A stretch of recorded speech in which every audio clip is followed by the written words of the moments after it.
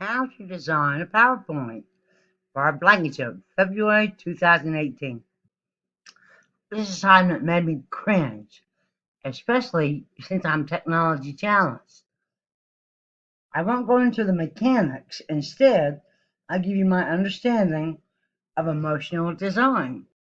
But first things first, you've got to know your material and know your audience. If I give you this Tupperware party, would you be too young to appreciate the emotion it stirs in me? Or does it sing to you at all? Perhaps you could get by not having your audience in key with you if you believed what our textbook author, Gar Reynolds, explained as design.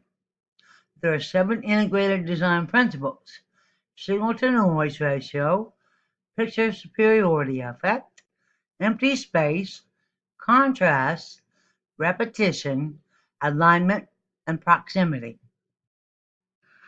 As a telecommunications technician for the last 40 years, I know a little bit about signal to noise ratio when you equate it to electronics.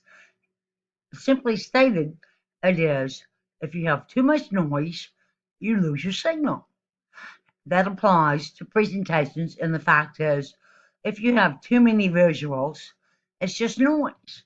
It drowns out your signal, that being your message. I've never put a label on it, but I guess what we're talking about now is picture superiority effect.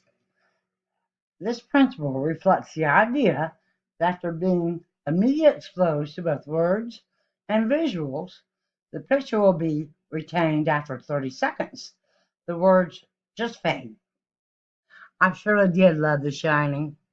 Oh, I would love to see it again today. The most remarkable of the 7 principles, to me, is this one: empty space. My life is so complicated, I don't need complex slides to complicate it more.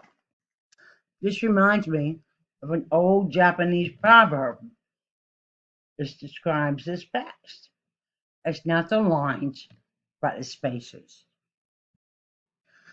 This of contrast brings out the worst and the best in children.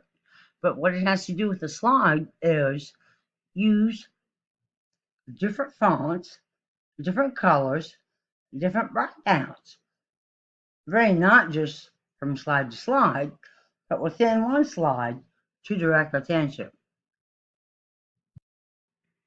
This leads us to repetition. You would think it's not a good thing.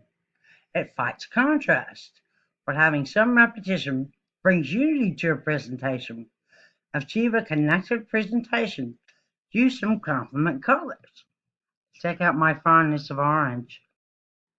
This leads me to alignment and proximity. I kind of group them together.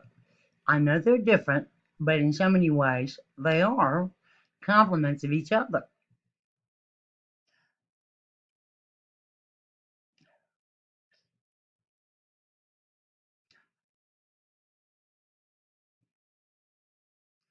Do not randomly place